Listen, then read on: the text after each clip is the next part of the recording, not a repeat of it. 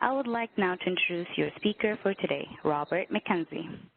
Robert E. McKenzie is a partner of the law firm at Arnstein and Lur, LLP of Chicago, Illinois, concentrating his practice in representation before the Internal Revenue Service and state tax agencies.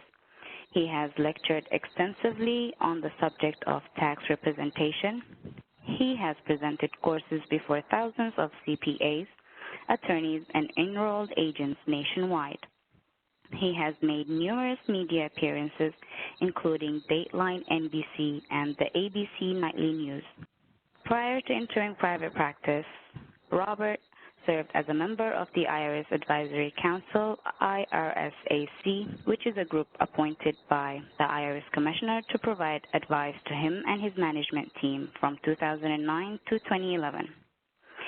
He was Dean of the National Tax Practice Institute from 1998 to 2002. Mr. McKenzie is the author of Representation Before the Collection Division of the IRS and co-author Representing the Audited Taxpayer Before the IRS and Representation Before the United States Tax Court. Robert, welcome to the program. We are now ready to begin. Thank you, Hannah. Hi, it's good to hear from you today. I'm glad we have a lot of attendees, and there's a good reason to attend Offer and Compromise program now.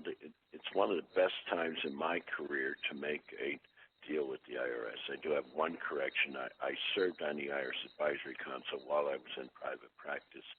There was some editing I did in advance, and it must have been a little bit off. But I am in private practice and have been since 1978 against the IRS.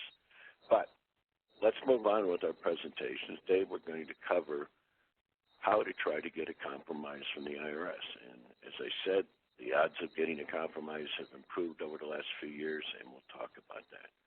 But before you get into this, the one thing to know is the clients who seek offers and compromise have chosen or have come into the situation where they have not paid their fees to the IRS.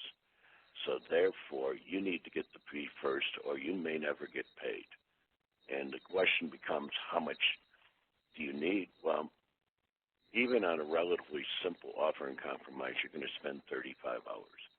And if you have clients who owe well over $100,000 in taxes, you're going to spend a lot more than that. And I would suggest that you plan at least 50 hours of work. So whatever you currently believe your time is worth, factor in 50 hours of work as the minimum, or you're going to end up working a lot at a very low rate.